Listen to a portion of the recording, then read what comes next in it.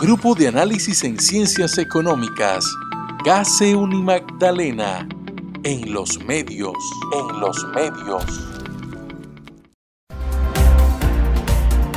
7:02, 7 de la mañana, 2 minutos, avanzamos con más información. A esta hora escuchan la primera emisión de noticias de Mi Radio Periódico para todos nuestros oyentes que se conectan a los 8:90 AM. Es el servicio informativo de la primera cadena de radio nacional, Caracol Radio, entregando la información oportuna. 7:02 de la mañana, 7:02 minutos de la mañana, y nos acompaña a esta hora para nuestros oyentes el doctor maestro Jaime Morón. Lo hemos consultado en varias ocasiones. Él es docente de la Universidad del Magdalena, está al frente del Grupo de Análisis en Ciencias Económicas, GACE, de esta misma entidad de educación superior, y lo consultamos por una temática muy concreta, y es unas cifras que ha entregado el DANE durante los últimos días. Y estas cifras arrojan un resultado preocupante para Santa Marta, pues cerca del 49% de los hogares consultados durante este tiempo manifestaron que durante la pandemia han dejado de comer 3 veces al día. Solo el 44,3% de las casas amarias reciben sus alimentos. ¿Por qué se da este fenómeno? Ya lo vamos a conocer. Maestro Jaime Morón, gracias por estar con nosotros en Radio Galeón de Caracol. Muy buenos días. Buenos días para ti y para toda tu amable audiencia. Bueno, profe, el fenómeno de no comer 3 veces al día en esta pandemia pudiera tener muchísimas explicaciones.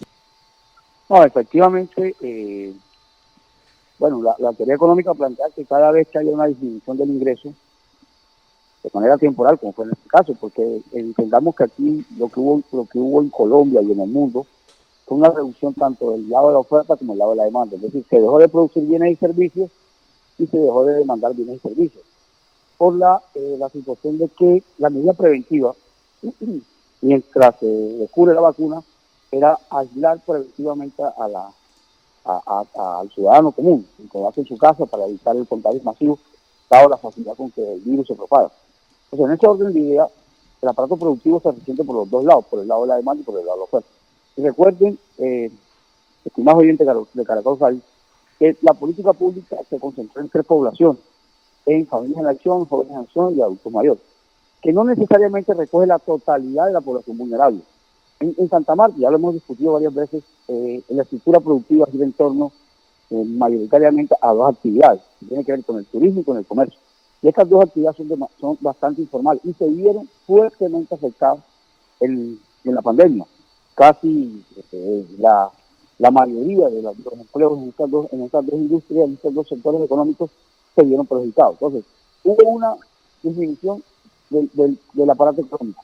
Y la focalización del Estado a nivel nacional solamente se dio para sectores muy particulares.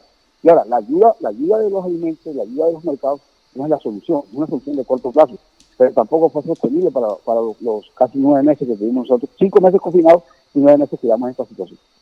Sí, y esto, pues sumarle, en el caso particular de Santa Marta, los niveles de informalidad que atraviesa el distrito, y esto también, pues, el alto índice de migrantes venezolanos que acompañan el desarrollo económico de la ciudad y que también tienen un impacto en el poder adquisitivo de los locales, de los naturales de esta ciudad, para poder solventar sus necesidades básicas o sus necesidades diarias. Profesor, aquí nos nace entonces una cuestión. A ver, no sabemos cuándo se va a reponer el sistema de salud, porque no hay una vacuna todavía, no hay una seguridad y la gente tiene mucho miedo de salir y exponerse nuevamente al COVID. Estamos en el mismo punto del inicio, estamos confinados, aunque ahora se habla de aislamiento selectivo y algunos sectores de la economía han podido restablecer su producción, pero no en las mismas cantidades ni en el mismo nivel que se venía haciendo. Entonces quiere decir que durante los próximos meses o cuando se haga la lectura de seguridad alimenticia en el próximo trimestre, vamos a arrojar estas cifras y cuidado, iban a ser peores. Te recuerda, nosotros comentamos la cifra de desempleo. Y esa cifra de desempleo no tomaba toda de pobreza monetaria, no tomaba de pobreza monetaria de un año a otro año, sin tener en cuenta la totalidad de del impacto que tuvo la pandemia. Efectivamente, los indicadores que se están midiendo son indicadores que aún no arrojan la totalidad fue el efecto económico de la pandemia, porque hay un rezago en la medición del daño. Pero si usted lee con detenimiento cómo va la dinámica, efectivamente las condiciones socioeconómicas con que va a quedar Santa Marta van a ser bastante complejas. Sí, y estamos en una situación igual que una ciudad más grande, ¿no? Porque estos mismos índices lo podríamos encontrar en otras capitales del país, como Bucaramanga, Tunja, Ibagué, Neiva, Manizales, Bogotá. Entonces, profesor, ¿cuáles serían entonces las salidas que deberían tomar las economías locales, más exactamente en Santa Marta, pues teniendo de cara una reactivación económica que combate lentamente contra el virus y además combate lentamente con las mismas pérdidas que ha dejado? Porque los empleadores en Santa Marta, que son pocos versus al trabajo informal que se vive, ellos han tenido que asumir muchas cargas económicas durante este cierre que han tenido que soportar. Ahora están saliendo poco a poco a pagar las deudas y no tienen cómo contratar. Entonces, ¿cuál sería la dinámica de solución de este fenómeno que, como usted lo ha dicho, puede que haya un rezago más adelante? Sí, efectivamente, bueno, primero hay que reconocer que la institucionalidad local, tanto distrital como departamental, carece de pocos recursos económicos para ese tipo de actividades, de focalizar el gasto. Aquí se ha hablado de una renta básica, y en el caso de Santa Marta sería no solamente focalizarlo en los tres sectores que hemos hablado: jóvenes acción, familias acción, adulto mayor, sino también en ese grueso de informales que se vieron que su actividad económica cerró prácticamente. Y adicionalmente, no solamente a la población informal, formalizarla, bancalizarla, hacerle algún tipo de transferencia monetaria directa para que su nivel de ingreso aumente, sino adicionalmente reactivar el sector turístico y el sector comercio.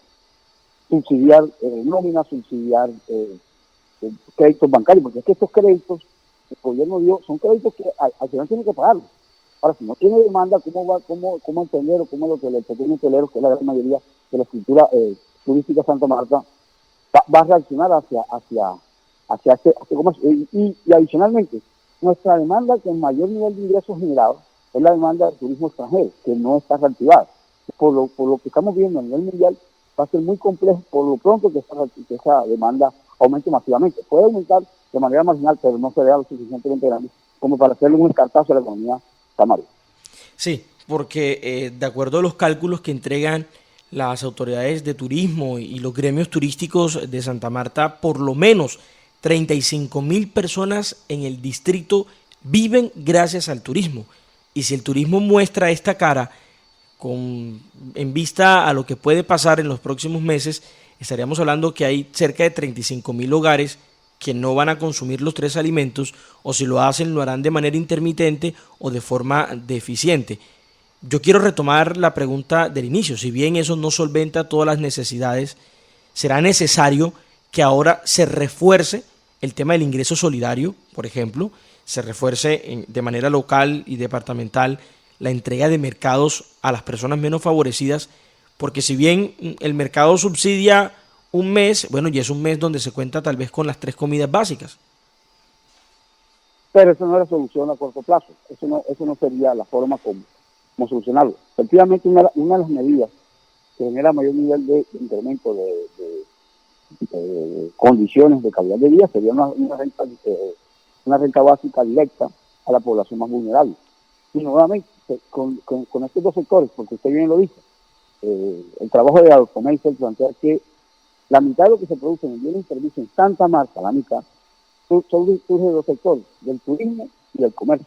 Estos dos sectores deberían ser priorizados en la política pública local, en la política pública departamental, y gestionar los recursos a nivel nacional para que tanto el sector hotelero como el sector turístico como el sector de comercio puedan aumentar su capacidad de trabajo en el todo del año 2021, porque lo contrario, yo no creo que estos dos sectores podrían resistir otra quiebra como de 6 meses más, posiblemente para el otro año. Ahí sí Santa Marta quedaría con unos niveles de pobreza demasiado altos frente al contexto no solamente local, nacional, sino solamente también regional.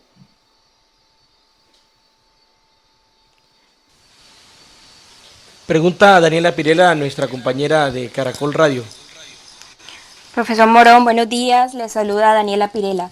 Profesor, otro indicador preocupante de esta encuesta que revela los datos del DANE es que en Santa Marta es la segunda ciudad donde más niños interrumpieron sus actividades escolares a raíz de la virtualidad obligada por la pandemia. ¿Qué análisis podemos hacer de esta situación y cómo repercute esto luego de que vimos que Santa Marta es una de las ciudades más pobres del país?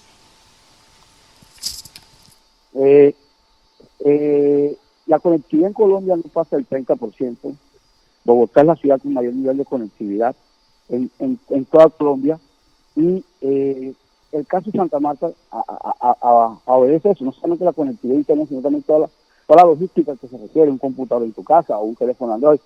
Sí, Santa Marta tiene niveles de pobreza monetaria bastante considerablemente altos. Obviamente estos lugares no cuentan con las capacidades logísticas para acceder a este tipo de clases de virtualidad y presencialidad remota. Es una de las tareas y uno de los retos que tendría a largo plazo, porque nosotros, además de que, bueno, hubo un mayor nivel de deserción escolar, tenemos uno de los peores índices de calidad educativa. Entonces, sumado a que la gente ya no está estudiando, que lo que estudia tampoco genera las competencias suficientes para acceder, por ejemplo, a una universidad pública, como es el caso de la Universidad Magdalena, estamos teniendo a las próximas generaciones a que no pueda hacer movilidad social. Es urgente pensar y replantear de qué manera a estos hogares donde se han detectado que la deserción escolar ha aumentado, se les pueda priorizar en el auxilio, en la ayuda de acceso de herramientas tecnológicas que permitan la presencialidad remota. 7:13 minutos de la mañana. Profesor Jaime Alberto Morón Cárdenas, muchísimas gracias por acompañarnos a esta hora en Radio Galeón de Caracol. A ustedes, muchas gracias y un fuerte saludo y que tengan un resto de lunes excelente. Gracias, profesor. Era Jaime Morón Cárdenas, docente de la Universidad del Magdalena, quien ha estado al frente durante algunos años del Grupo de Análisis en Ciencias Económicas GACE del Alma Mater departamental.